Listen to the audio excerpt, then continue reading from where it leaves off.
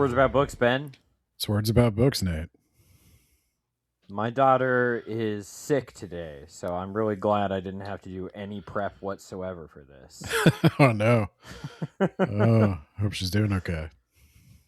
Oh, whenever she gets sick, she runs a fever and then she complains that she can't go to the park, or like, why is no one playing with me? Well, you woke me up 5 times last night, so I'm kind of running on fumes. I'm doing my best. You're getting my A game. It's not so great right now. Oh, well, hopefully, is she doing any better, or think you're keeping her home again? Yeah, I think she's staying home tomorrow, but I think her fever broke, so.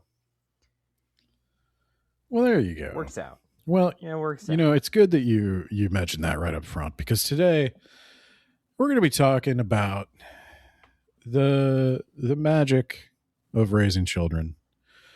Yeah. Of what they can do to soften a hard heart of a disenfranchised, childless man staring 40 down the barrel of a gun, and how everybody's life would be incomplete without them. There you go. So you thought about adopting some children after reading this? No, in this economy? No, dude. No, so I'm reading a gift from a dear friend. The Guncle by Stephen Rowley. Read by the author on the audiobook. Perfect. So you picked this for me after I much like a conflict going on in a different part of the world, I refused to declare a ceasefire. and we continued on. I gave you Chuck Tingle, which you have covered already. Go check that episode out. And you gave me the Guncle, because you know I don't like heartwarming tales of like found family. I've got another one loaded up for you already. I know what you're getting for Christmas. I'll figure out what you're getting. But this one, yeah, so I'll read.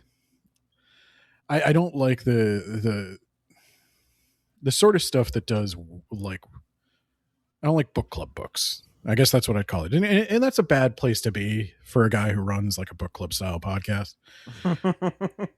We've long since stopped being a book club. People read along sometimes. Tolkien, ironically, became the book club. Yeah. But I think with season 1, I think we dropped it after season 1. We were like, hey, we're going to read this one next. So yeah, we should read along with us. I do kind of try to keep up with the reading list on the blog, but it's only a little bit ahead. And sometimes we don't know what we're reading anymore. So I didn't know what I was recording today. That's true. I thought this was Chain of Command Part 2. But no, the Guncle, it's a book club book. It's very like inoffensive, slice of life, witty in that like New York Times political cartoon kind of way. And I think I'll take the weird approach this time of reading the synopsis, since I think I've already read the synopsis on the Christmas episode. Which child represents foreign oil and which child represents the unreleased Epstein list? Oh, jeez.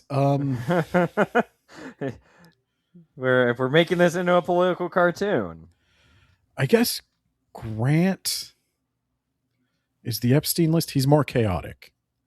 He's the more chaotic of the pair, whereas Maisie is a natural resource that the whole world runs on. George W. Bush bombed him for the love of the game. Oh, you're seeing the memes I sent you.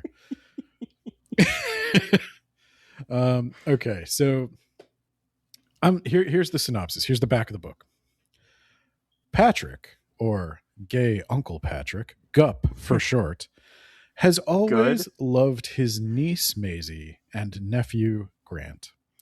That is, he loves spending time with them when they come out to Palm Springs for week-long visits, or when he heads home to Connecticut for the holidays. That never happens, actually. Both of those things aren't really true. He hasn't seen them since Grant was an infant. They do not come out every year, and he does not go there. Maybe he forgot about that part. I don't know why that's in the back of the book. But in terms of caretaking and relating to two children, no matter how adorable, Patrick is honestly a bit out of his league.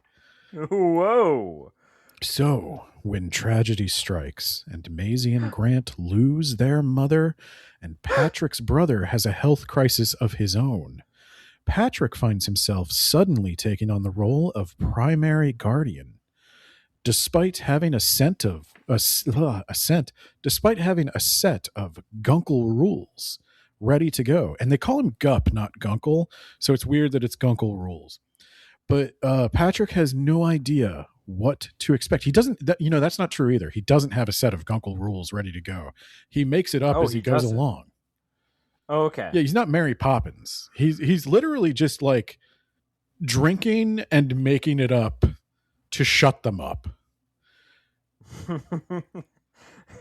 he's new Mary Poppins. I feel like Patrick for a new age. The character Patrick wrote the back of this book.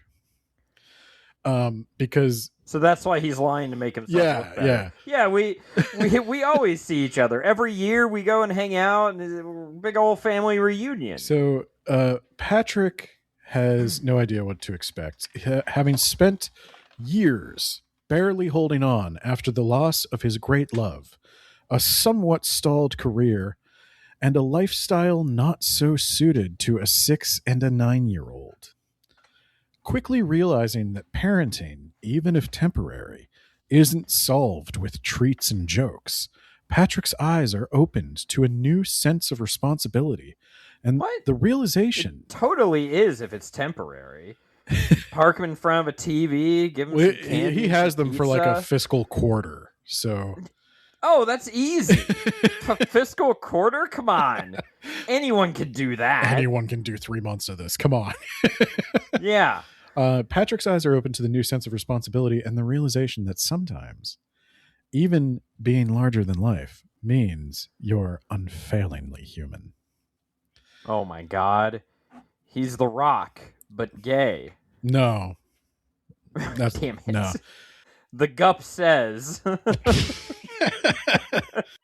know your role and shut your mouth, little kid. No. So the book starts off. There is the mother of these children, Sarah. I need to explain to you a little bit about how these people all relate to one another. So Sarah was Patrick, who is the Gup. Patrick is the Gup.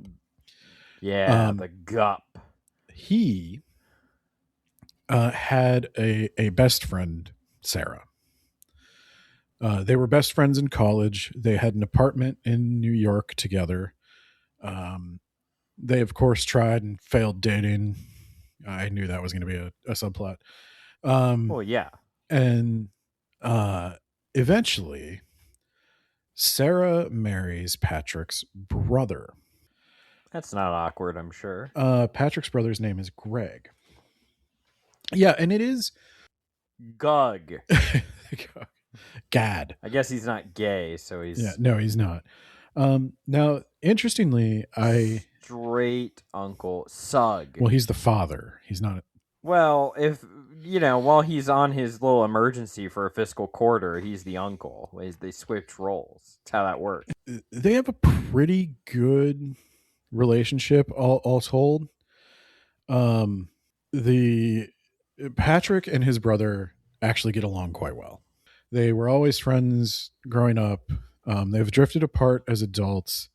Patrick is a little jealous that Greg got Sarah in the end, I guess. Not that he ever wanted a romantic relationship with her, but he misses having that close confidant. but you guys, you visit every year. Yeah, he hasn't talked to he's talked to them, but he hasn't visited in years. You've just been sending them, I assume, AOL Instant Messenger chats. I think this takes place in the present day. Probably does. And I guess those are disabled now. Because I was going to joke that he's one of the last ones still on there, but I guess they merged that with like Facebook or something. I don't know. Oh, did they? I thought so. Because I was talking to you back in the day through one or the other. So I don't know. All I know is AIM is dead and it can't hurt you anymore. I miss it. Yeah. Patrick also has a sister. I cannot remember her name off the top of my head. So she's not very important. But the question would then be, why did she not take care of the kids? Oh, she wanted to. Okay. It sounds like she wanted to and Patrick didn't. Right? He didn't, right? That's part of the they're like, oh, I love you, but I love being able to so you're talking after like you're 3 talking hours plot. walk away. I'm still trying to explain the relations. Oh, okay. Yeah. All right. So all right. There is also important to note, Patrick had a boyfriend who I don't know. It's kind of vague. Patrick seems older to me than he should be if it's taking place today. So I think he's 43 today, which is not wildly older than me. And he always references the 80s, which he would have been barely cognizant of. But he really likes 80s queer culture. And maybe he's just like a fan having watched his parents' old movies and stuff. But his relationship with Joe seems like... He would have been born in 83, right? Yeah, I guess he would have been there for the tail end. Yeah, he would have been cognizant of the last few years, but not old enough to recognize how gay people were viewed in the 80s under Ronald Reagan. So he does talk about the AIDS crisis, not as somebody who was there, but as like wondering back, like what must that have been like for the people who were, especially with his relationship with Joe. So the reason I mentioned the time period is because I don't know if gay marriage was legal when Patrick and Joe were together. Because Joe, there's a car accident with both of them in the car. Joe was driving. Joe was killed. He winds up in the hospital, but then dies of his injuries. And I think he was an organ donor, so there's that. But basically, there's a really actually pretty moving part of the book where Patrick goes through. Did it move you? Yeah, kind of. Were you like, this is like, you shed a single tear and you're like, thank you, Nate. Thank you for giving me this book. I was surprised, especially given some of the up and down way the more emotional stuff is handled. I was surprised how good that part of the book was, where they're not married. That's the whole reason I'm bringing this up is Joe and Patrick were not married because Patrick had no rights to any decisions about Joe's final days. And Joe's family cut him out. They did not like the fact that he was gay. So that was like a trauma on top of a trauma. So that's sort of Patrick has become a bit of a hermit. Patrick was the star of a popular sitcom, perhaps the last popular sitcom of all time. Yeah. And the Scrubs reboot. And it seems like it's kind of a Friends knockoff. But he has enough money from that to own a house in Palm Springs and to just Oh kind of do shit! nothing the rest of his days. In this economy, fuck man, it must have been a friend for that kind of money. Had to have been a friend's knockoff. So He's set because there's going to be nostalgia for that any day now, and he can just go back to work, yes, playing the same character, but 20 years later. yes, and there is Clara is the sister. Clara is the sister. Clara, a lot of this backstory. Sack straight Aunt Clara. I think there might be a Launt coming in the next book, but that's next book. So you have to wait for that. Okay. I mean, are you reading the next book? if you guys demand it, I will read it. I liked it enough. I would read the next one. Oh my god. So, Clara, all of this backstory, by the way, the reason I'm getting out the characters up front is because the backstory is kind of told in like just exposition memory dumps, which is it. It's Memories, chapter 1, just like in Thrawn. No, it fits in, but it's like Patrick. He meets these people again after a long time, and they have some like snippy conversation referencing the past, and then Patrick sort of fills in his inner monologue what happened between them.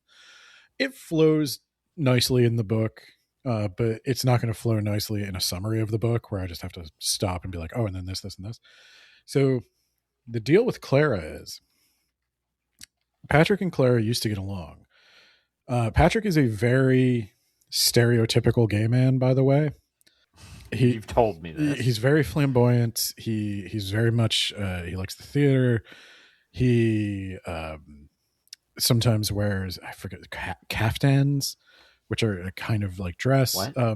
He has like effeminate qualities, and his sister was once a way for him to explore that side of himself, where he could hang out with her and like play with makeup and stuff, and say like, "Oh, it's my sister. My sister wants to play with makeup. You know, it's not me. It's my sister." And but she was much older, and she eventually got into feminism. My word. and she decided she hated men. She became a man-hating feminist. Clara is perhaps the worst done character in the book. I don't know if I necessarily. I don't think the way Clara is portrayed in the book is the way Clara would tell her own story. I'll put it that way. Okay, I was going to say that kind of sounds like the MAGA version of feminists. Like they just hate men. Yeah, I don't know why they're just always finding ways to hurt men. I think Clara may wind up. It's like, no, we just want to have our own like credit card in our own name. If I read the summary of the next book correctly, Clara may wind up coming out as bisexual or gay herself, but we'll see. So Clara, right now, she is married to a man. Oh my god! But she hates him. She doesn't hate him, but he has 2 children from a previous marriage, and they're kind of in their teens. Okay. And keep that in mind. Just keep that in your back pocket. That's in my mind. Okay. Got it. So they're probably assholes, and that's why the other kids don't go there. Got it. So Sarah dies. Right? Yep. She has cancer. It's a long struggle. She dies. And he didn't see her this entire time? No. Wow, bro. He reasons to himself. The Gup is kind of an ass. That's my thing. That's why I'm like, the summary is like, he has an arc, don't get me wrong, but like he starts off very unlikable. So he reasoned to himself that he couldn't go see her as she was dying because that would take away from the kids and his brother's time with her. You know how easy it is to take care of children with one parent sick, and they definitely wouldn't have appreciated the help or anything like No, that. No. no, absolutely not. This is a rite of passage. You gotta carry your own two children on your back up the mountain. Well, about that. So Patrick, he's showing up now for the funeral. Hey, whoops. Sorry about that, guys. Like, you wouldn't believe I was on my way over here for the last 8 years and, or 6 years, I guess. You would not believe the traffic coming out of LA. He's in Palm Springs. Yeah, I mean, I assumed that he would detour into LA so that he gets stuck in traffic for 6 years. Yeah. Yeah. Well, actually, he very famously never leaves Palm Springs. I had to look up the Palm Springs where it was. I figured it was either in California or Florida, and it's in California. But I was really hoping Florida because then Gup could run into Hulk Hogan, who is also retired, hanging out on a beach till the end of his time. I don't think the Guncle is going to choose to live in Florida. No, it's not a great place to live if you are not a great place to live.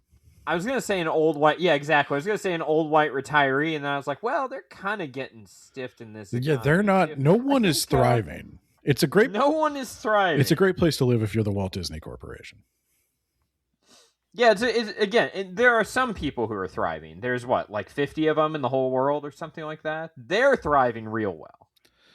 So the Gup, he goes to the airport, and his brother picks him up, and the Gup thinks, well, I'm glad that you're calling him that too. I thought Dad was picking me up, and the Gup's brother's like, I want to talk to you.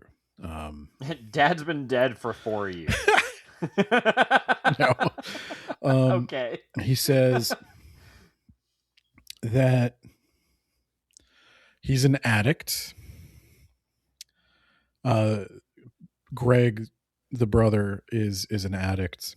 He is addicted to pills, he says. I thought they were uppers, but I think they might have been opiates. Well, yeah. I mean, And obviously, that's what my mind went to. So, well, he said he was doing it to maintain his high pressure lawyer job while taking care of a sick wife and 2 children. I thought uppers, but I guess they were downers.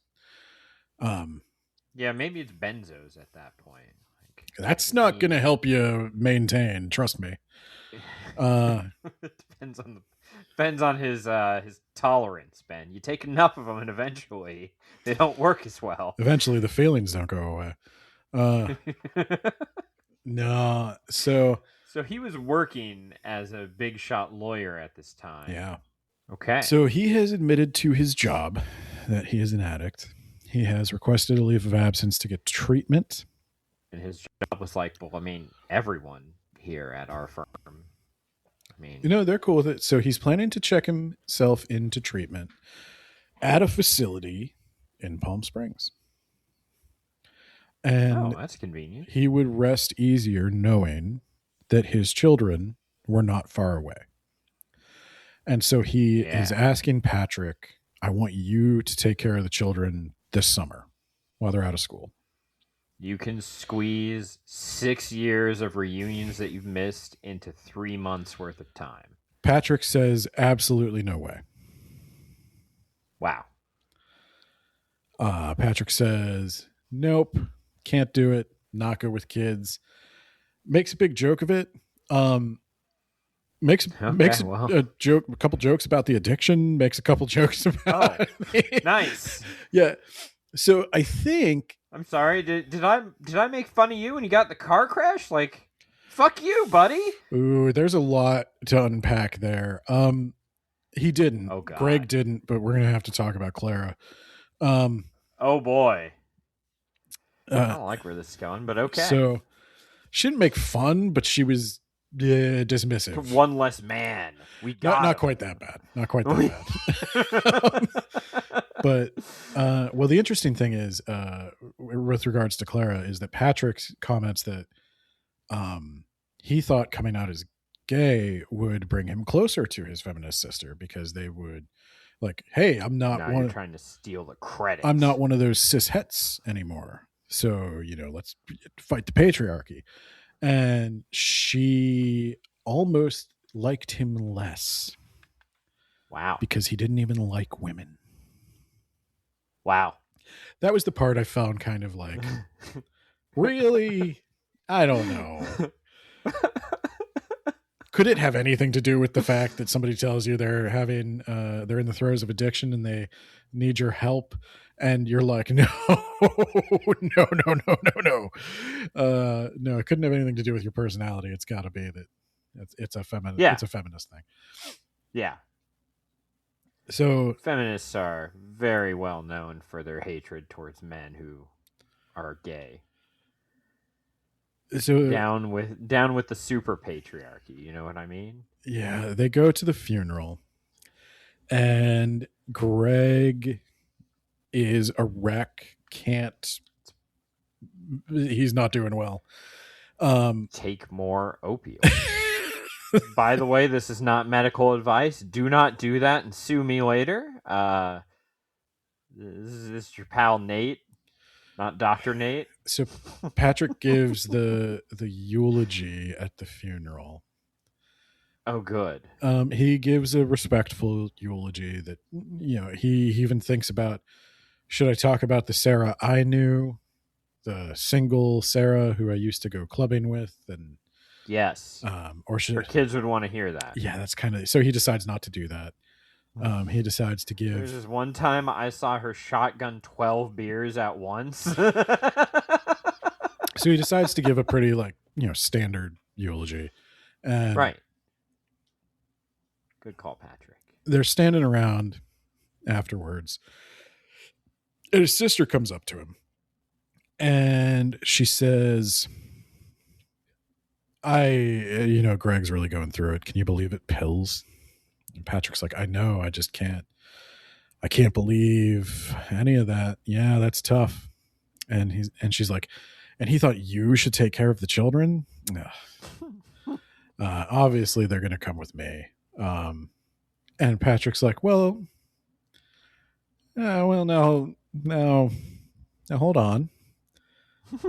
Now that it's some sort of insult or challenge. She's like, they need a mother, Patrick. And he's like, oh, okay. And she's very defensive about being a stepmother. Like she's every bit as much a mother to those kids as anyone. Does he mention that? He doesn't, but I can. She brings it up. He mentions in his inner monologue. Okay. She's a stepmother. And she's very defensive about it. And he doesn't directly attack that, but he doesn't really like the tone. He's like, and why couldn't I take care of a couple kids for a few months? Yeah, how hard could it be? How hard could it be? I've got a packet of beef jerky and I've got a subscription to Netflix. Easy. And he does have an iPad, and that's gonna be clutch. Yeah, there you go. That's like at least 8 hours of nonstop entertainment right there. So it's like a day. They go back and forth, and he's like, well, now why do you think I couldn't? She's like, oh, please, you come on. You don't have your life together at all. What are you going to do, Patrick? Okay. Take them day drinking? Okay. I was like, it's either going to be it's because you're gay, which is not cool, or it's going to be because I know you personally. She does more attack his character than his romantic inclinations. Yeah, that's the right way to go. And, yeah, what are you going to do? Take him day drinking? Absolutely, I need a DD. Well, he doesn't drive. He Ubers. Oh, yeah, you did tell me this. He doesn't drive since the car accident. He Ubers everywhere. He owns a Tesla. It was gifted to him at the wrap party. Is this before? I don't know. I think it's before. I have to imagine it's before. Stephen Rowley doesn't seem like the kind of guy who's a big Elon fan right now. This was published in 2021. I don't know, but man. I don't think. Well, he didn't go crazy until recent. Well, yeah, Elon didn't go. He didn't go mask off until recent. Exactly, he didn't go hardcore Trump until 24. Yeah, I think Dark MAGA was 2024. Dark MAGA. You remember his stupid hat, right? The hat, yeah, the black hat. He called himself Dark MAGA. Oh my God! Can you imagine being that wealthy and still being the biggest loser ever? Like, how can you, like... I have to think there's, like, something to the notion that maybe they're not quite as liquid as we might assume, because if I truly had the money that he had, you would never know I existed. Yeah, exactly. You would never hear or see me again. I'd be on my own private island. Not that one. Yeah, not that one. I'll buy that one and we'll just wipe it out of existence. We'll just... I'd just be in a giant house somewhere you wouldn't expect. Montana. No. Right on the border with Canada. No, but I'd just pay my taxes and shut up. But then I'm not also constantly having to hustle because my wealth is a shell game of failing corporations. But I don't know. We're not here to talk about that. He does own a Tesla, though. Yeah, he owns a Tesla before Elon became Dark MAGA. Before Dark MAGA. So I almost feel like he meant like Darth MAGA, but okay. Anyway, so he doesn't drive. He's going to take these kids day drinking as a solid plan. You can order them like a Shirley Temple or whatever, something non-alcoholic. Well, you get sloshed, and then you just Uber back home with them. So I think go to a bar with like a TV, clutch.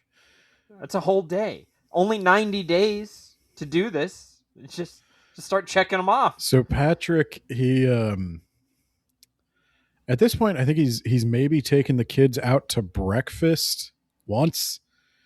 I think there was one small interaction with the kids before this. Is this his test drive before he decides I'll take the kids? Like, I think this was breakfast with them, I think this was before the funeral. Now that I think about it. Oh, okay. Not much happens at breakfast. He makes a bunch of references. So I think Stephen Rowley thinks that these scenes are funny. And I've read good positive reviews and negative reviews, and I could tell you my own experience is, if I didn't have to read it for this podcast, I wouldn't have made it past the first 100 pages. I have a friend who also quit reading. The good stuff... What brought this to my attention? The good stuff is towards the back. The front part, I think he's writing it like a sitcom, but given the serious subject matter and the lack of time I've had with Patrick, I don't know his sense of humor yet, and he just comes off really bad.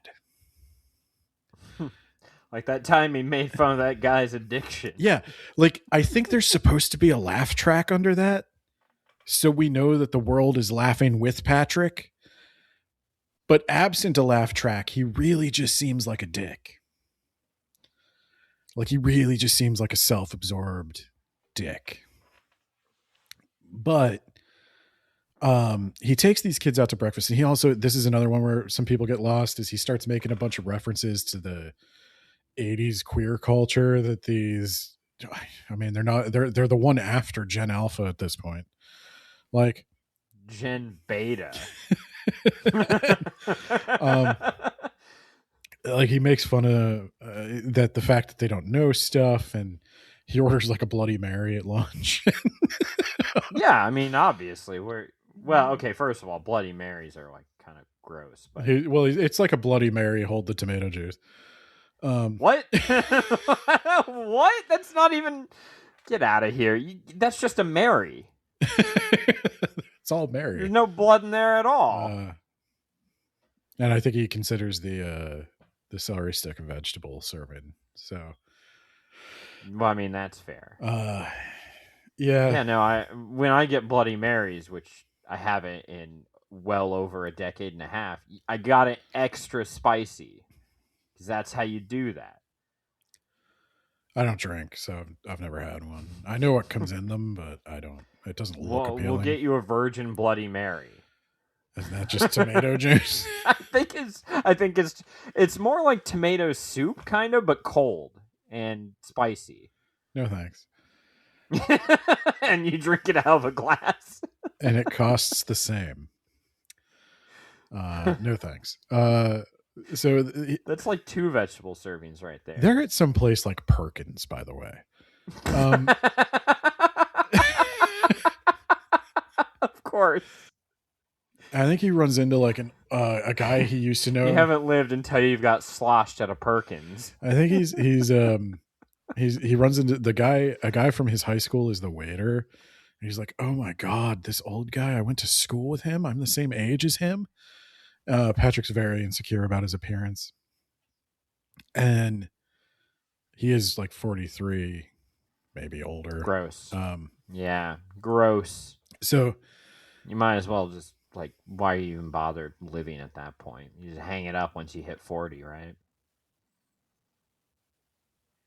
He does have a pretty intense age gap relationship. I guess he would have been there in the 80s then. He probably would have been born like 79 if this was 2021.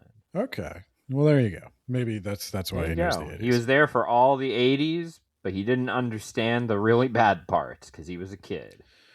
So when he talks to the kids the first time, he's like, yeah, your dad wanted me to take you, but that wouldn't work out, right?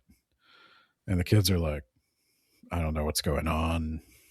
I'm 6 and he's 9. Yeah. Is this a choice we have? Like, and the younger one is like, well, why wouldn't you want to hang out with us? And he's like, oh, well, you wouldn't want to hang out with me.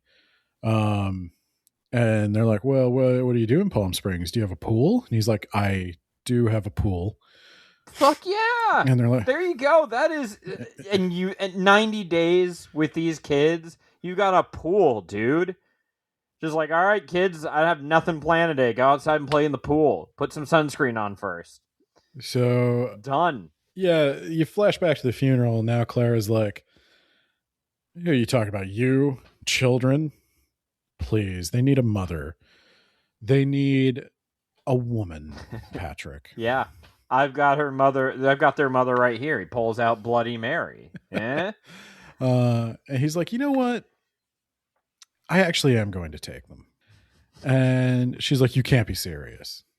She's like, you're doing this, what, just to spite me? And he's like, maybe.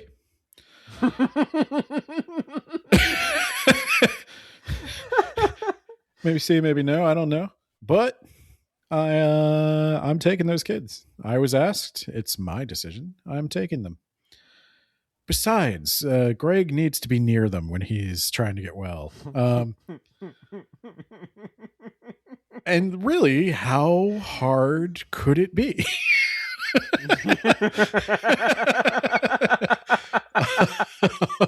That's where the laugh track comes in. So he tells Greg he's going to do it. He's going to take the kids. He's going to take them back to Palm Springs. And Greg's like, awesome. So first test, I don't want them to see me leaving for rehab. I want to focus on packing. I don't want them to know I'm in rehab.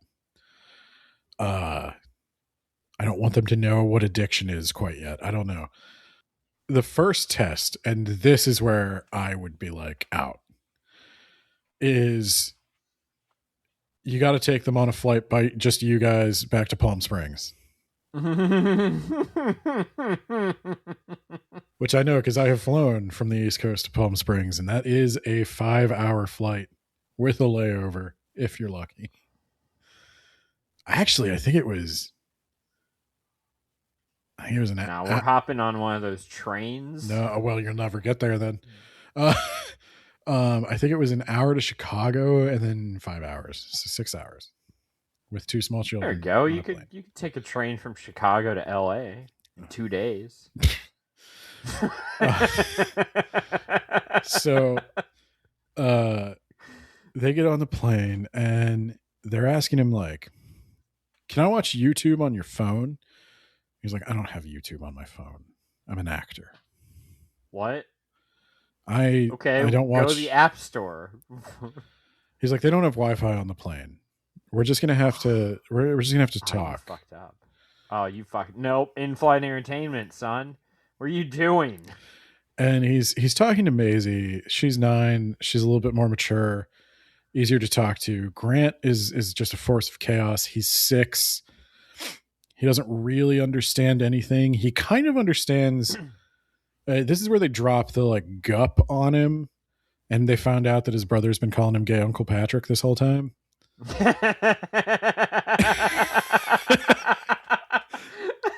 I thought this was Patrick's invention. No. But that is hilarious. He's like, why do you That's keep great. calling me Gup? He's like, gay Uncle Patrick. That's what our dad calls you.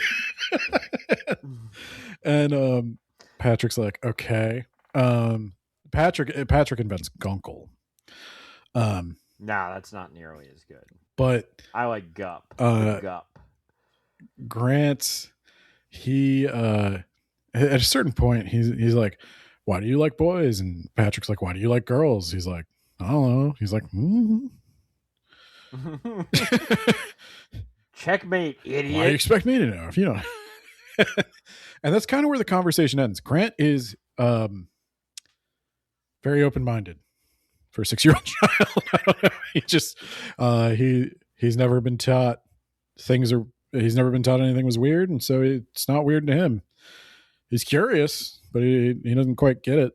But so the first test comes in the form of Grant abruptly screeching like a banshee on a plane. Like screaming like he has been stabbed. And that's why you gotta yell, bomb, terrorists, bomb. And Patrick doesn't know. This is before they even take off. Patrick doesn't know what's going on, and it's a quite an ordeal to get Grant to calm down enough to even tell him what's going on. And there's blood coming out of his mouth. He's lost a baby tooth. Oh. And I think he's just a little. It's the first baby tooth, and he's a little horrified at the blood and everything. So Patrick takes him in the bathroom, and they're like, "No, you can't go to the bathroom. We're about to take off. You got to be in your seats." And he's like, "I'm an actor," and he goes in. They stop the bleeding. They're like pounding on the door, like, "You actually do have to take your seat, though." And he's like, "I will take my seat in a moment." And we're going to have to stop the flight and disembark everyone. This is a post 9/11 world. You can't do that. I was worried about him here for a second, but he gets away with it. They get back to the seat, and Grant's crying. And he's like, "Okay, so you're fine, buddy. Like, you're not in pain, right?" And he's like, "No, but I lost the tooth. Now the tooth fairy won't come." And he's like, I'm an actor. He's like, no. They'll come. Don't worry about it. I got it. They just know when you've lost a tooth. Oh, I would have said something like, we'll write him a letter. But yeah, that works too. Yeah. And he's like, they get to Palm Springs. They get to his house. It is not like child friendly at all. It's very like California upper class chic, spotless countertops. All. Because when you said not child friendly, I thought of Quagmire's house. No, not like that. Not like that. Right. No, like I mean like sharp edges.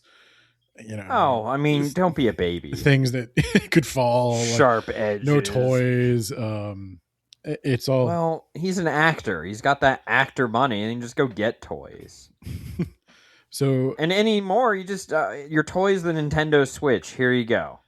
Yep. I think he cooks for them. I think he's actually able to make food, and it occurs to him it's like the first time he's prepared a meal in his kitchen. He has a housekeeper who comes by and cooks sometimes, but he personally doesn't use much of the stuff. Like he's got all these pristine appliances and things he's never used. But he also, and that's really the reason to have kids. So you'll use your house. You'll use the shit out of your house.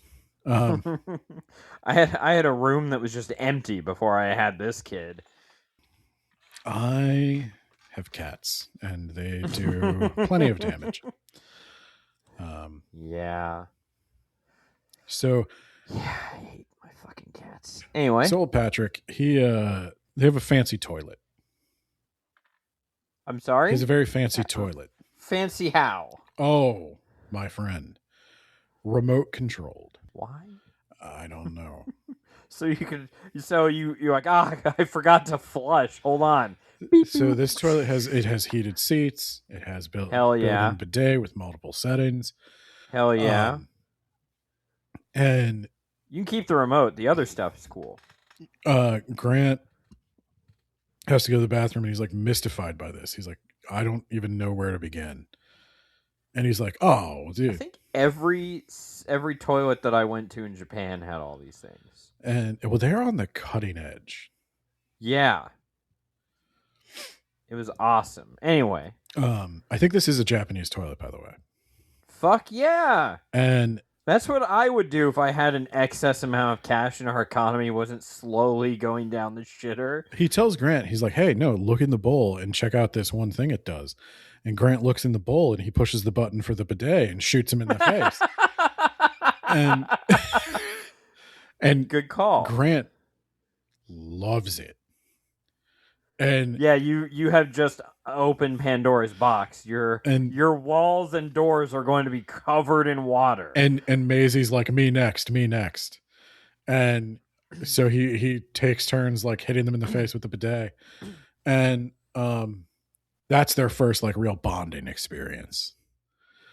He got him to like something. He even lets him like he does on the plane eventually tell them that like it does actually have Wi-Fi. I was just being a dick. Here, watch YouTube. And he hates YouTube. He hates everything it stands for. He hates how many views unboxing videos get. I mean, same. So yeah, he's like, nobody watches television anymore. And he doesn't understand why he has this giant TV that's awesome and the kids only want to watch the iPad. There's a lot of little yeah, why do they want to do that? Your giant TV should be able to hook up to the internet in this day and age and go to YouTube. They prefer watching it on iPads, and I've seen kids do that. Kids these days. There's something real Gen Beta material, you know what I mean? I don't know. They would be Gen Alpha though. Would they? Yeah, because they were born before 21. Okay. My daughter was in the final year of Gen Alpha. Well, because she's an alpha. Everyone after her are a bunch of betas. I tell you what, I think Millennial was getting in a little late. I think everything after that is just increasingly screwed. Hey, we had a good run until about like 2007. Yeah, it was okay there for a minute. I remember the Bush years. The good old days. Where a natural disaster would wipe out a city, but like it wasn't your city, so that made it better. Dick Cheney had a man-sized safe, and sometimes he shot people. He shot him right in the face. And I'm nostalgic for that now. Bush was not on a list. He did it for the love of the game. It was. I sent Nate a meme that is George W. Bush not appearing in the Epstein files. He just bombed people for the love of the game. He didn't need to distract from anything. So yeah, so they have these little bonding moments. You know how George W. Bush didn't declare mission accomplished like 7 times? It was just the one time that was a meme. You didn't have to keep telling us like the war is over this time for sure, guys. Yeah. But anywho, they have all these little bonding moments. Now, the kids, he notices, they sneak into his room when he's asleep. Like they're There's hooligans. They're afraid to be alone. Oh, I thought they were doing something mischievous, No, they're like afraid to be drawing on his alone. face or something. Now, the Tooth Fairy situation is resolved when Patrick, finding he does not have any cash on hand, Come on, gift card. Gift card. gives him an autographed playbill from a musical I've never heard of. Get the fuck out of here. Just order a DoorDash gift card or something, you weirdo. And Grant, not impressed. Yeah, the Tooth Fairy really fucked me. And he's like, whoa, Grant. Okay, look, if you don't want it, I'll buy it from you. But I'm a little hard on cash right now, so we're gonna have to go out. And they do go out. There's a couple other little moments where Maisie, her father packs a swimsuit for her, but he packs like a one-piece swimsuit or something very girly. And she doesn't like that. She doesn't like showing that much skin. And But it's a one piece. yeah, she doesn't like showing. I don't know if it was a one piece. They're not. All they say is A one piece is one that covers like your tummy. right, but I think maybe she Yeah. doesn't even like showing that much skin. Okay, so what you need is like a wetsuit that covers like everything. I think she had some kind of like long sleeve, like water wear. There you go. And they don't. He tells her like, okay, well, we'll go buy something here in a bit. Yeah, But until Gup then, is loaded with that old TV money. well, until then, he gives her some of his, I think it's caftans, and it is a dress like it's like a Wait, he has these in a 9-year-old child size? no, but Oh, he has. So you have to use like pins and stuff. Well, he's like, you could just wrap up, and she does that, and she's like, you have dresses, and he's like, okay, well, they're caftans, but sometimes I just like to feel comfortable. That is, but okay. I think it's what he's wearing on the cover. I don't. It's a feminine garb, I guess. And she's like, you can wear that? And he's like, I can do whatever I want.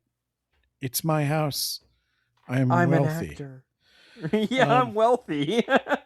But he teaches them the lesson basically that, gender's a construct. Look, just because they say you can't wear a dress, what are they going to do? I mean, there's parts of this world you might not want to test that in, but Palm Springs, you're fine. So yeah, boys can wear dresses, girls can wear suits, everything's fine. And she's like, awesome. So they have a little bonding moment. And then we're introduced to Jed. Oh, God. Oh, you said Jed, not Jeb. Yeah, that's in Florida. He could have traveled up to California. No, so he won in 2016. I've seen the meme. So Jed is an acronym. JED. Oh, God. It stands for John, Eduardo, and Dwayne, Patrick's gay thruple neighbors. Okay. What a weird way to I mean, I guess if you got the initials, you go for it, right? I don't know if they know Patrick calls them Jed. Oh, so this is a thing that runs in the family where yeah.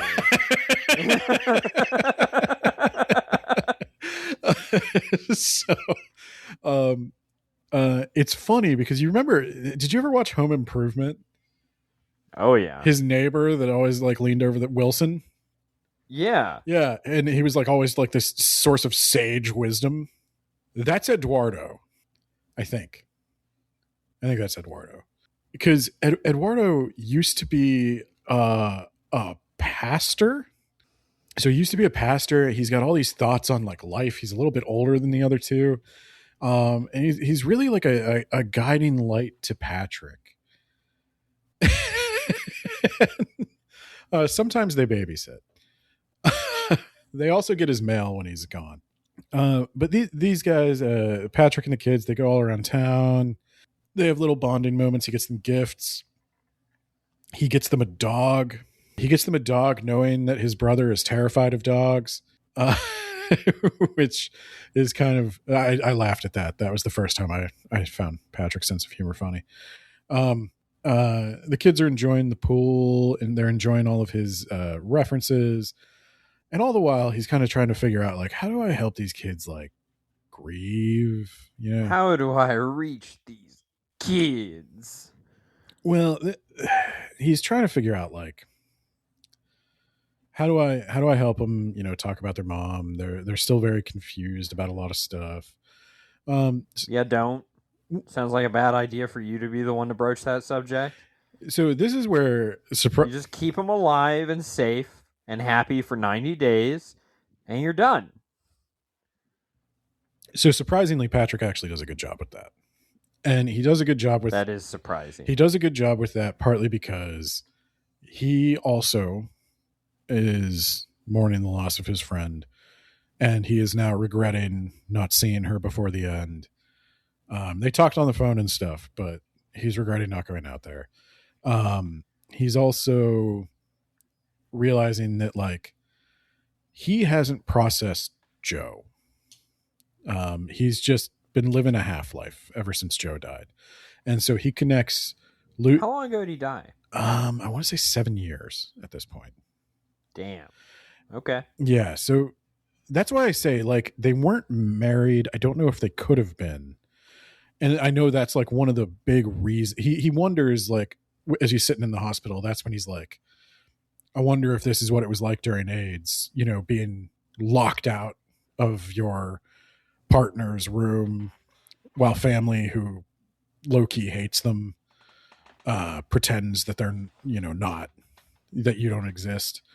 And so he does pretty good talking about like all the complicated feelings. Probably the Supreme Court decision didn't happen for like at least another year if it is a 1-to-1. Yeah. So yeah So then maybe they couldn't get married, and so that's one of the reasons for gay marriage is you want your partner to have the rights that a spouse would have. And I remember I am speaking of the Bush days. I do remember all those debates where people would be like, well, but what's the point of getting married if you don't believe in religion? And well, the point of getting married is there's a lot of legal things that come into play that you might not be thinking about. Yeah, and also I remember Congress spending just a ridiculous amount of time debating whether or not SpongeBob was gay. Yeah, I do remember that. I'd forgotten about that. Yeah. I mean, it's still, I would rather they do that than, actually do whatever it is they're doing now. Believe it or not, all the same people. Most of the same people. Yeah, we're talking about George Bush, but like take a picture of Congress. The Senate. Yeah. The House has more turnover because people, they get what? 6 years in the House, then they retire and get that pension for life or whatever. Democracy. Love that. So while all this is going on, a woman shows up at the door. Her name is Cassie Everest. Oh, I was hoping she would have a 3-letter acronym as well. But he does always use a different mountain than the actual mountain of her last name to refer to her. All right. There's Kilimanjaro. Don't worry, he runs out by the end. Okay, I was going to say, like, I could probably name 2 or 3, and then I am done. She works for Patrick's agent. And Patrick is... Oh, I wasn't aware that he still had an agent. Well, he says, like, I'm pretty sure I fired my agent. She's like, you didn't fire him. He's like, well, I'm not interested. I want to now. I'd like to remain unemployed. And she gives this whole spiel about like, Patrick, people want to see you back on TV. They want to know. I'm waiting for the reunion call up. Yeah.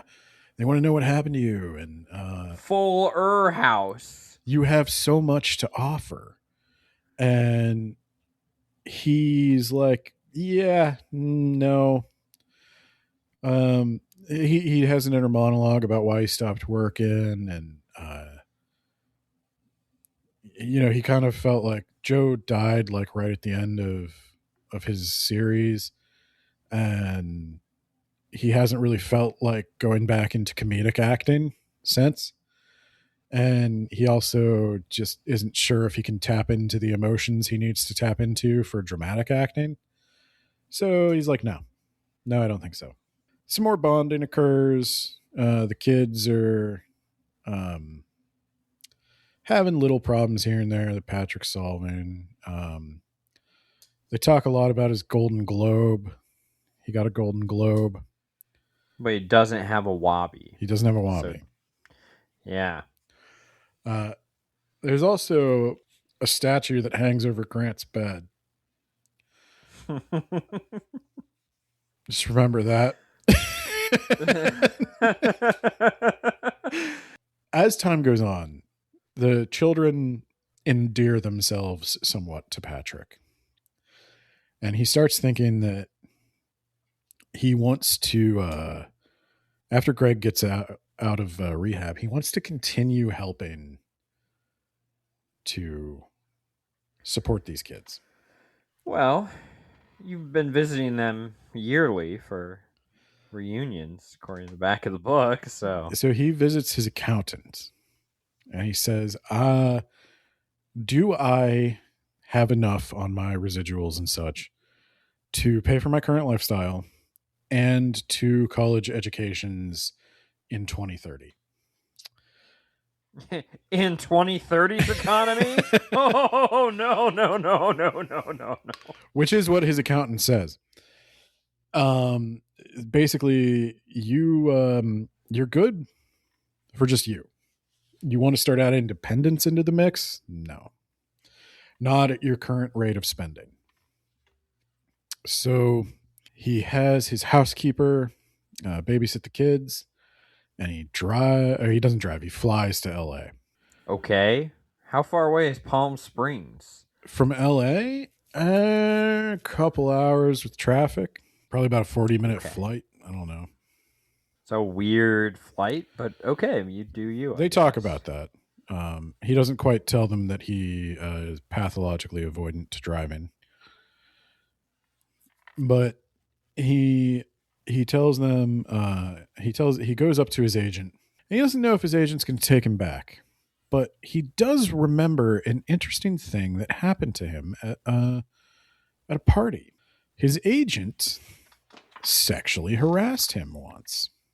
Ah, shit. And he goes to his agent, who he hates. And his agent's name is Neil. And he says, Neil, he's a real charming jerk, but we're not supposed to like Neil. So it actually plays right this time. Like, Neil is not a sympathetic drug addict asking for Patrick's help. So Patrick being mean to him is funny. Which is why the back half of the book works a lot better. Patrick has more redeeming qualities at this point. The people he's being mean to are much more deserving of his scorn. And Patrick mentions he would like Cassie Everest to take over his case. He wants her to be his new agent. And Neil's like, she's not an agent. She's my, assistant or whatever. He's like, well, if she has a client, she's an agent. So make her an agent. He's like, I'm not going to do that. And he's like, okay, well, I want to do this, Neil, but you sexually harassed me once, and I'm just bringing that up. Could be a threat. Probably is a threat. But, your firm can continue to get money for my endeavors, or you could have your life destroyed. So what's it going to be? And there's a carrot and a stick here, Neil. He doesn't say it quite as menacingly as I did. He's much more charming and funny. I'm realizing now that when I say things with my voice, it just sounds vaguely threatening. But it is threatening. I mean, he is threatening him. So they agree to appoint Cassie Everest as his agent. And his first order of business is, I need to throw a party. I need to get back out there. I need to get anybody who's anybody at my party. And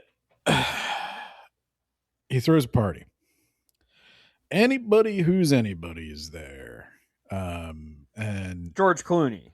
Anybody who's anybody in like the television sitcom scene is there. Zach Braff. He's going to be on Scrubs soon. This guy's more like CW actors, I think, are there. He was doing T-Mobile ads at the time. I hate Zach Braff. But anyway, they throw this party, and he's like, I don't know how you got everybody to come to this. And she's like, well, actually, like this one football team like owed me a favor, and so I had them come, and then I told everybody else they'd be here. And he's like, nice. That's what I like. You're thinking, Cassie. He's like, I'm surprised all these people would come to visit me after 7 years of not talking to any of them. But Cassie bribed everybody to come, basically, and they're having a good time. You know, it's a good party. The kids, the kids helped him decorate for it.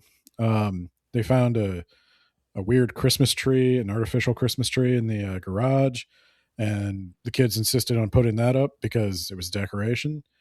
And Cassie can actually play the piano, and Cassie thinks it's funny to start singing Christmas carols. And they get the whole party's going, singing Christmas carols. People are drinking. People are having a good time. Then the door opens. Yeah, that's right. There was a party going on. And a feminist walks in. Oh my God. I was thinking it was his brother back to be like, what the fuck are you doing? No, it's his sister Clara, who's like, what the fuck are you doing? The kids are up way past their bedtime. It's like 1 a.m. They're singing Christmas carols with Hollywood weirdos. They're not drinking. But Grant is I think at this point Grant is wearing like a tiny suit with a bow tie undone around his neck. So he looks like they describe him as looking like a Frank Sinatra if he were, you know, tiny.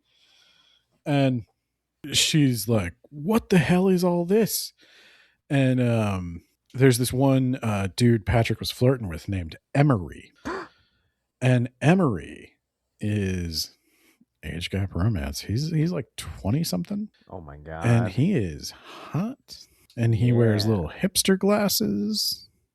No. And he plays a teenager.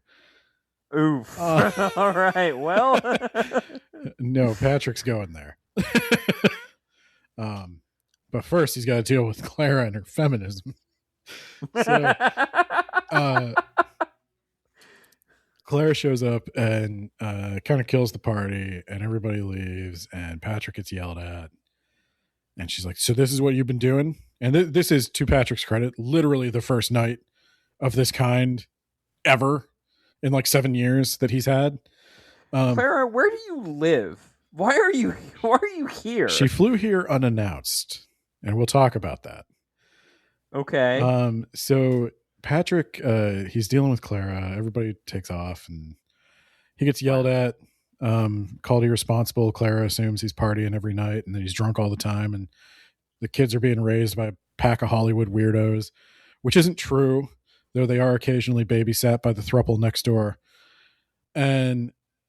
But Eduardo really is like a sage, though. I mean, he's the best influence these kids could have. So everybody leaves, and Patrick's like, he goes out to his pool and he like stares up at the night sky, and he's like, God. And then Emery's there, and he's like, I thought you left. And Emery in the audiobook, he's like, no. He has a lot of fry in his voice, and he always talks like this, like he's very cool. And he's like, nah, not with those glasses, man. And he's like, Patrick, you want to get naked and swim? And Patrick's like, yes, I would like that. Yes. Well, it would be really not the opportune moment to do this, but I thought I recognize I this thought is the Clara was coming out. yeah, Um, or the kids. yeah, I thought somebody was coming out and interrupted. They do not. It's a Wow. tasteful fade to black scene No, this with sounds like no this is like consequences. the second act, like coming to a close, lowest moment. I just got chewed out for throwing this party, and now I'm skinny dipping with this guy, and the kids saw me. But okay, They do not get caught. I thought I thought the same thing, but the lowest moment is him getting busted having a party in his own home, which he's allowed to do, and he wasn't drunk, and the kids were fine. Like my parents had New Year's Eve parties when I was a kid, and I yeah, but you didn't have a feminist in your family. I'm sure we had at least one. To be clear, feminism is awesome, but it's just the way the book portrays her is so strange. Um, but they go out with the next day. They go out with Clara. They go around town. They get ice cream, and she's just kind of like Debbie Downer about everything. She's got something to say about everything. It's too hot in the desert.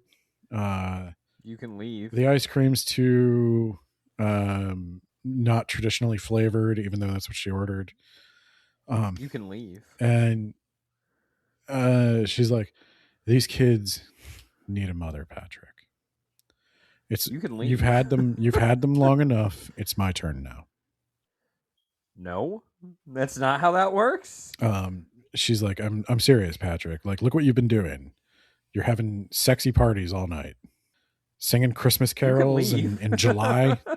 You're going to confuse the kids about what time Christmas is. You're gonna confuse the what Christmas does not come in the summer. I don't care what Australia has to say. Okay. And Patrick, what does she say?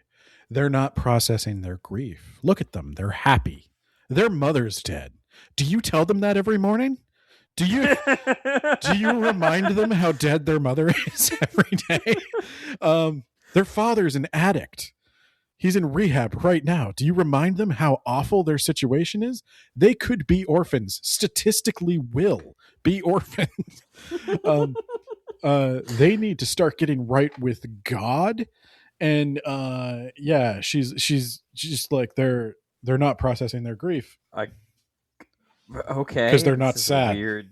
Um, Yeah. she's like, look, they're just ignoring everything. And to Patrick's credit, he honestly has been trying to open up the conversation with them. He's been struggling a bit. They're reluctant to really open up about it. And he doesn't really know what he's doing. He's been reading books, though. He's been trying to research how to talk to kids about grief. He's really actually put thought into this. But you know what he's missing? Double X chromosome. That's the ticket to talk about grief. Clara is done so dirty in this book. I found Clara to be like, I don't know who he's writing about, but he's got a problem with them. Because I've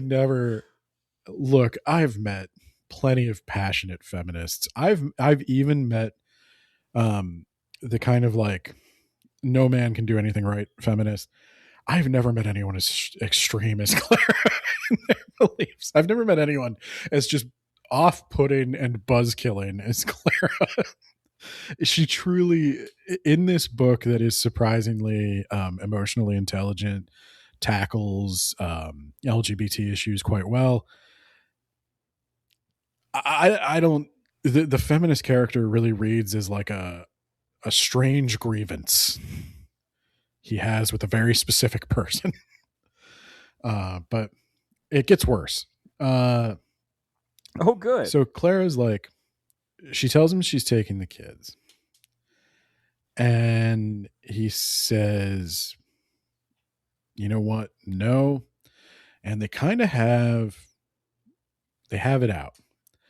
And they share some harsh truths. She basically tells him that the whole family's sick of living in his shadow. They're sick of being, just the family of a famous person. And I never see you guys ever. but apparently all anybody ever wants to know about her, once they know who she's related to, is what he's up to. Yeah, maybe don't talk about me. And she talks about how like he just gets to gallivant around, no responsibilities, no nothing. And she knows why she has a problem with him. She doesn't understand why he has a problem with her. And this is where he busts out. Do you know what you said to me when I was trying to when Joe died? And she's like, no, what did I say? Something bad? And he's like, you said when I was very upset. There were two reactions from two siblings here. Greg told Patrick, don't do anything stupid. Basically, Patrick was so depressed and not in the right state of mind that Greg was worried that Patrick was going to kill himself. Jesus. And he was thinking about it. And Clara said, and this is the first one where I'm like, oof. If somebody actually said something like this, oof. Clara's reaction to it was, it's not like you were married. Oof. Oof. And that's where I was like, okay, I'm sure people have said things like that, but I don't know how you come back from saying things like that personally. Yeah, I don't know why you're still talking to Yeah, her. I don't know how you come back from that one. But then the second one, I don't know how you come back from. After this fight, she takes off. She gets a hotel somewhere. And then Patrick gets a call the next day. And it's from his mom. And she's like, Patrick, don't overreact. And he's like, what are you talking about? Oh. And he gets a knock at the door, and he's like, hang on, Mom. And there's a knock at the door. And she's like, Patrick, no, I need to talk to you. He's like, hang on. Uh-oh. And he opens the door, and there's a lady there. She's like, are you Patrick O'Hara? And he's like, no. And she's like, are you sure? He's like, yeah, fine. I'm Patrick O'Hara. What do you want? And she's like, you have been served. And Clara has gone to the court and is suing for custody of the children. But they have a father, he's not dead. She's saying that he is in rehab. He is in no fit state to take care of the kids either. And while he completes his stint in rehab, she should take care of the kids because Patrick is providing an unsafe environment with no stability. And Prove it. Prove it. Did you take pictures that night? Patrick is like, oh, okay. Yeah, Mom, I don't know how I'm supposed to overreact because I think anything is justified at this point. He says, Mom, I'm going to handle this. And she's like, don't do anything crazy. don't do anything. Like she's in a bad spot right now, Patrick. And he hangs up and he calls the rehab center where his brother is because he is about to be served with the same papers. And he says, this is Patrick O'Hara. Tell my brother I'm handling it. Oh, God. Tell him not to worry. I'm handling it. And then he goes and he finds, and everything is just an insult to this lady. He finds like the most boring touristy, like the Holiday Inn in Palm Springs, where he knows Clara will be staying because of what a basic lady she is. And he just sits in the lobby. He stakes it out. He's like reading a newspaper and like doing the Maltese Falcon thing, waiting for her to come in. And she comes in. And he's like, well. She's like, how did you find me, Patrick? And he's like, I went to the most boring hotel in Palm Springs just knowing a feminist would be there. A feminist. and and I we're gonna talk. She's like, I'm not talking to you without my lawyer, President Patrick. You can't bully me. I'm not talking to you without my lawyer. And she tries to walk past. He's like, we're talking about this right now. Come with me. And they go to like the bar area. He orders them 2 drinks. And she's like, I'm not drinking with you, Patrick. You know, I'm not part of this lifestyle, okay? And he's like, Clara, shut up. Shut up, Clara. And tell me what this is really about. Why are you here? Why did you fly all the way to Palm Springs? And she finally like, she's like, I don't have to tell you anything, Patrick. You're gonna have to talk to my lawyer. He's like, Clara, I didn't want to play this card. Okay, I didn't want to have to go here. I don't often do this. I'm super rich. I was gonna say, like, you're not. I'm not gonna pick a fight with you legally. You're not going to win a legal battle against me. I can bury you in lawyers. The kids are only here for like 3 more weeks at this point. 3 more weeks? He's like, bro, what the fuck? You're not even gonna get this legal battle's not even gonna happen for like 6 months. Yeah, he's like, you're not even gonna get this heard until long after they're already back home with their dad. So what are we doing here? And he's like, you can't just file a suit against a rich person and expect it to. Like, you're not going to win in 3 weeks. I don't know what you're talking about here. You're not going to file a suit against a rich person. And well, he tells her, he's like, I'm going to bury you in lawyers. So maybe you just tell me what this is really about. What do you think it's really about, Nate? Something to do with her 2 stepkids. You told me to remember them. Yeah. What do you think might be going on in Claire's life right now that is causing her to have? Is she going through a divorce? She is going through a divorce, Nate. Yeah. Yeah. Her identity as a wife and her identity as a mother are being called into question. He asked for the divorce. The kids are going to go with him. Well, yeah, because they're his kids. And that's the rub, right? She's really been trying to convince everyone and herself. And this is a complicated situation because a step-parent can absolutely be a real parent. But in this case, the whole world is invalidating her mother role. And she's having a bit... I mean, if he wanted to be like ultra petty, the time he could do that, like how she did to him, is, well, it's not like they're really your kids. It's not like you birthed them. He could go there. I'm assuming he does not, because that doesn't sound like the where you want to go at this point. I forget what he says. He gets in a cheap shot. He does get in one. He's not a great guy. He doesn't completely take the high road. But she does apologize for saying that about Joe. And he tells her, withdraw this claim, go home. They'll be there in 3 weeks. And she jokes, and this is why I think she might come out as bi or gay in the next one. She jokes about, maybe I'm done with men. Maybe I should just date a woman. Yeah, she hates men.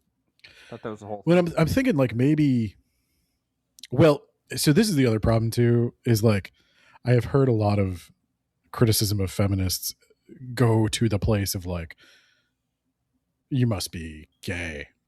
And it's like, I don't love the way Claire is written. I think it's a weak spot of the book. It's very mean. She's very, I don't want to say misogyny, but I am thinking it. You misandry? No, I'm thinking about on behalf of Stephen Rowley. Oh, this character is a smidge misogynistic. But because the thing is, women in this novel, and I'm not really qualified to talk about it, but it is something I observed, is you really only have Maisie the child, who's just a kid. She doesn't. I mean, she seems to be. I don't think she's really struggling with her gender. I could be wrong about that, but like, I think she just doesn't. The vibe I get is that either she's becoming aware of her body and doesn't want to be gawked at, and that's why she likes the baggy clothes and stuff, or maybe there's something with gender going on, or maybe she just doesn't. She's just modest. But that's really the only thing that's going on with Maisie. She also is struggling more than her brother with the loss of their mother because she's more aware of what's going on.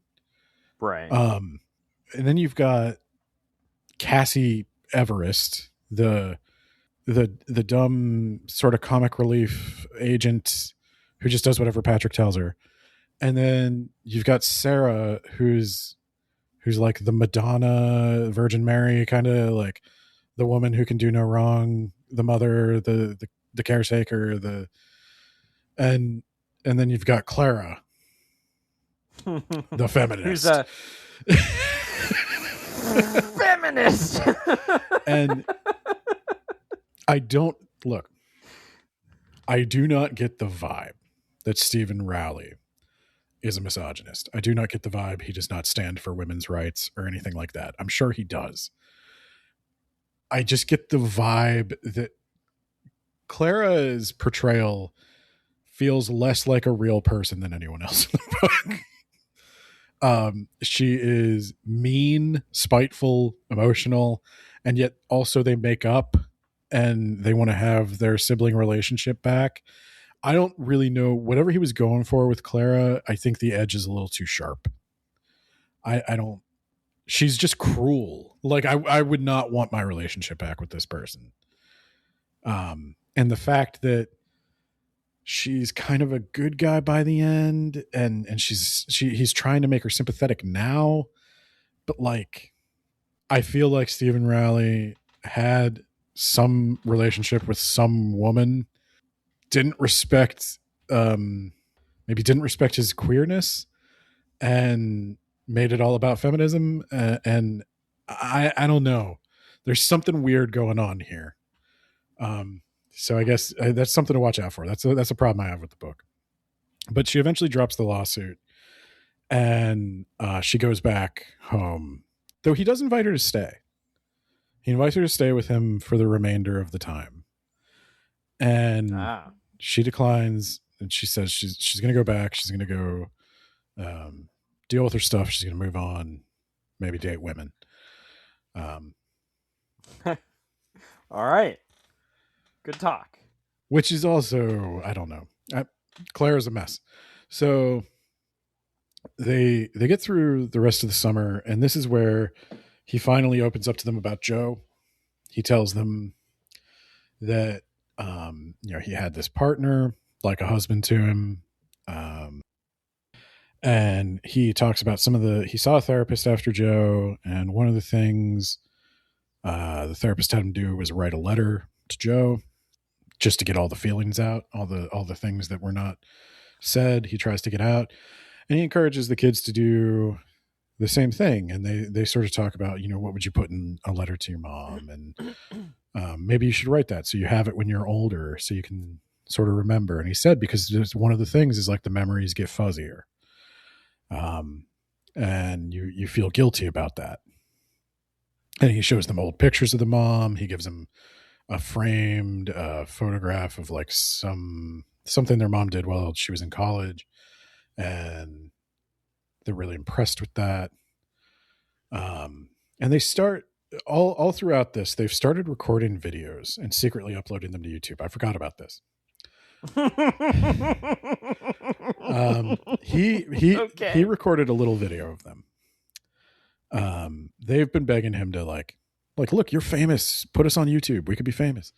And he takes a little video of them. He's like, we're just going to test it out. And he takes videos like playing around. And they took his phone and uploaded it to YouTube without telling him. And they're getting millions of views.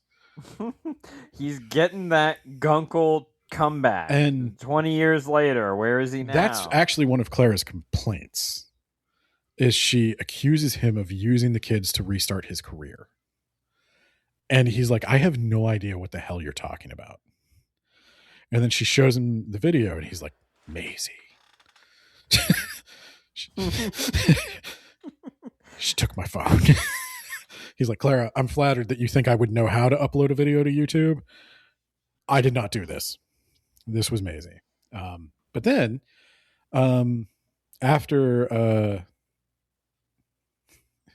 Clara starts to fight with him, he intentionally lets them upload videos to YouTube. He shows him little stuff, and he's thinking about going. He gets a call to go to LA. He tells Cassie Everest, I want to work in New York, be close to Connecticut. I think I want to spend some more time with my family up in Connecticut. So I want a job in New York. And they pitch him on like the Guncle TV show. God damn it. But it's going to be set in New York, but filmed in LA. And he's like, shit, this could be the best opportunity of a life. He's getting everything he wants monetarily for this project. But there's a but. It's in LA. Yeah. And he's like, do I take this, jumpstart my career, get back into it, and then leave the kids? And this is a dilemma that I feel like the book waited way too long to show us, because he's not going to do it. like he's obviously not going to do that. There's like 3 more of these Guncle books already, so that's not what happened. So he says no to that. Long story short, he eventually takes a play. In New York. He wants to get that EGOT. He's going for the EGOT. When he should be going for the WeGOT. The WeGOT, the Wabi, Wabi. There's also an earthquake. Oh no. Shortly after that would convince me to leave California. Shortly after they resolve the Clara situation, there's an earthquake, and he's like checking to make sure everything's okay. And that statue. Yeah, that fell right on Grant's head. Oh God! Oh Jesus! Yeah. Grant's not doing so good. Grant's a little not waking up, and chest compressions. He's breathing. Oh, he's probably fine then. He calls 911. 911 is down. Oh shit! He's going to have to heroically drive to the hospital. He has to heroically drive the Tesla.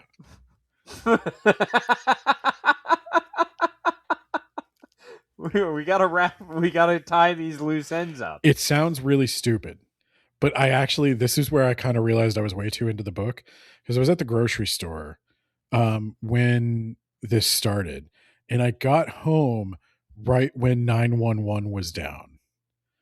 And I was like, I was listening to it in my car, and I was like, should I just put my headphones in. I started listening to it while I was putting away groceries, because I was like, I gotta know what happens. I'm sure Grant's not dead, but like, I gotta know, like, how does Patrick feel about this? Patrick gets him to the hospital, and they check him out. They keep him for observation. Patrick has a little back and forth with the hospital staff. He makes more of his jokey jokes. I'm kind of trying to wind things down. Greg gets out of rehab. Greg comes back.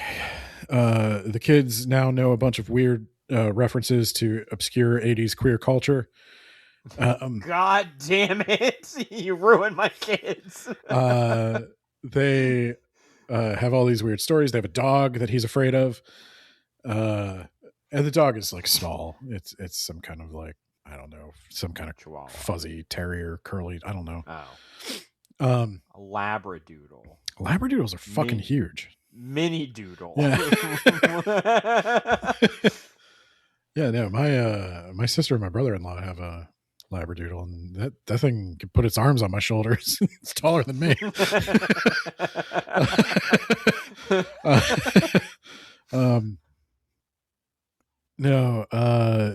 So they didn't know like what kind of cake or pie you wanted, and Greg goes out and gets a bunch of pies. They have this real sweet homecoming.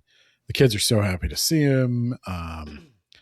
And Greg's like, telling Patrick, he's like, you did good. So what the hell happened with that? You're getting sued by our sister? And he's like, I handled it. I told her I was fucking rich. He says like she's going through some stuff. We talked about it. We got it resolved. And this is where She's gonna date women now. It's cool. Yeah. This is where Craig reveals that he had an ulterior motive for putting the kids with Patrick. As Greg's been trying to get Patrick to come back with him to Connecticut, and he's saying, I need like a sobriety partner. I need somebody to help keep me on the straight and narrow, somebody I can come to if I struggle. And they're pretty realistic about how tough rehab is and how not a magic bullet cure it is. And Patrick's like, oh, I don't know about that, but he's already secretly thinking about going to New York. And Greg says that he wanted Patrick to take the kids because I might be conflating two conversations here, but I'm running out of time. So Guncle heads, bear with me. He basically tells him, you need those kids as much as they need you. You have not lived since Joe died. And I know you feel guilty about Sarah. And by the way, low key, secretly, this is a brilliant plan. I did endorse it. But the plan to have the kids spend this time with you was Sarah's idea. He says the first person I told about my addiction was Sarah because I was stealing her pills. Don't worry, she had a lot of pills. She was dying of cancer. They just give them out at that point. Yeah. There was always a refill. She never went without. Her pain was always managed, but having mountains of opiates in the house was conducive to an addiction. So I told her that I was having the problem, and she immediately put together this plan that I would go to rehab here, you would take the kids, and together you would heal because you haven't been right. They haven't been right. They need somebody who knows about grief, and you need somebody to care about. Also, Emery comes back for a date somewhere in there. Okay. But what Sarah never counted on was feminism. It just destroys women. No, God. Please, nobody clip this out of context. They're going to be taking clips of me out of context. Yeah. Words About Books supports feminism. We are a feminist podcast. No, I legit, please. I'm with you guys. I think Claire is a bit of a scapegoat. So all this to say, the book has a happy ending. You don't really know what Patrick's going to do. You don't know. They go back without him, and he's not sure. He doesn't have any work lined up yet. And he's facing down having to navigate his life now that the kids are gone, and he finds the house a little empty.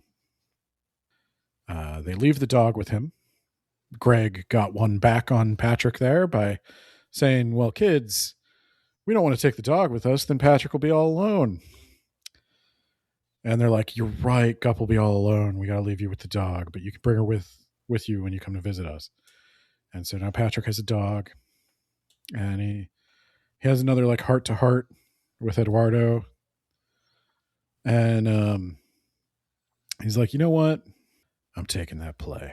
And he goes and he does a play in New York, and the book ends with all of Patrick's family in the front row seats for his play.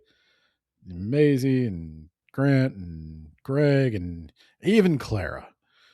They've all come out to see him, and he's back on. And I think he's just dating Emery now. So that's something. The end? Yeah, he's healed. They've healed. Still work to be done, but they have each other now. Now I'm going to rubric. Yeah, rubric. Okay. Let me see if I saved my Guncle rubric from the first time I did this. No, that would have been too easy. Okay, we're going to do it live. Just like Bill O'Reilly, another figure from that period of time. For 2021? No, from the Bush era. That's when Oh, he said, yeah. fuck it, we'll do it live. Because he's an angry alcoholic. Okay. Share. Content and ideas.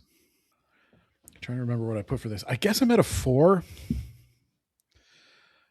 It's not like the most original idea in the world, and maybe the rubric privileges that too much, but it is a well executed version of this story. The whole loner uh, acquires children to learn to love story. Um, it's a good version of it. Patrick's an interesting character once you get to know him. Bit of a rough introduction. He makes a bad first impression. And I think I'm going to kind of roll that into organization, which I'm going to give a 3. I think you front load a lot of the negative, and Patrick comes off like a real dick. And I don't think that's intentional. And I read a lot of reviews, and almost every negative review I read is some variation of did not finish. So you don't get to the point where Patrick redeems himself because there's really no hint that he's going to. I think a lot of people think it's just going to be like the conceit of the joke is just going to be a gay guy making 80s references to kids who don't get them. There's a lot of like, he'll be like, oh, you're such a Rizzo. And they're like, what the hell's Rizzo? And he's like, from Greece. It's that musical you've never heard of. Oh, I thought you were talking about having Riz. No. Okay. No. The Rizzler. The Rizzler. I'm hip. But that brings me to use of language, Rizzler. I'd actually give it a 4. When he's on, he's on, and some of the jokes are legitimately funny. Some of the maybe I got like Stockholm syndrome after a certain point of just being berated with Patrick's sense of humor, but I did start to find the way he talked charming. He definitely brings different characters to life. They definitely feel like they have different voices, though Clara sounds like a cartoon villain. So I liked that. And then personal preference, I'd say it's a 4. I liked it. Elements that didn't quite work for me. The beginning of the book where Patrick is a jerk, and Clara did not work for me. I'm also not sure how I feel about Emery. The romance feels kind of tacked on. Emery just feels like a very like sexy plaything. I don't know that they have a moment where he's like on their second like time together where he's kind of more of a real romantic interest, but I don't know. I won't be surprised if that one doesn't last. But then recommendation strength. I think I would actually go with a strong recommendation strength to general audiences. Wow. I think if you're going to read a book club book, this is not terrible. Like, I enjoyed it enough despite it really not being my thing. I don't know how much I'll enjoy the Guncle saga that this has turned into. With at least 2 more books and maybe like a children's book, I think. Wow. I I'm not as in love with Patrick O'Hara as Stephen Rowley is, but charming enough. Charming enough for like a summer read or like a beach read. And all of that adds up to 76 out of 100, 4 out of 5 stars. Wow. Yeah. See? Got you a good one. Yeah, but you I'll didn't have to try harder next time. to. So I think I actually won this exchange by finding a way to enjoy your book and by giving you the book that you truly hated, even though I actually didn't know that you would. I thought it would be better than it was. So yeah, but if it helps, I kind of won that because I only had to read like 40 pages or something. So, but it's good to not have to read. So you know who makes all of these ridiculous book feuds possible? Our patrons. Yeah. And of course, the $10 Yacht Plan tier patrons, they get a special shout out at the end. And they are Jamie, the Gravy Man of the If You Want the Gravy blog. I think there is a Guncle TV show or something coming. So, you know, you don't do TV shows, but make an exception. Isekai Sensei Sama of the That Time I Got Reincarnated in the Same World as an Anime Podcaster podcast. Is the Guncle an Isekai? I'm interested. Someone's isekai. I'm interested in your thesis. We have John Bierce, actual author of The Rack, The Mage Errant, and the new More Gods Than Stars series. Check those out. Of course, we have Spooky Shy with a Y, over on TikTok.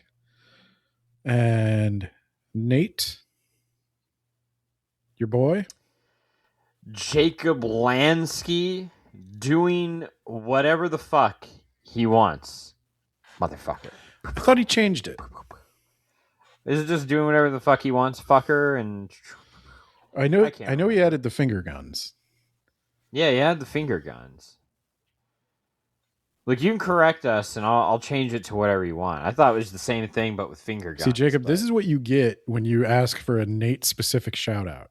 You get a level of unprofessionalism that is frankly not worth your $10. You should switch to a Ben shout-out. You knew the risks.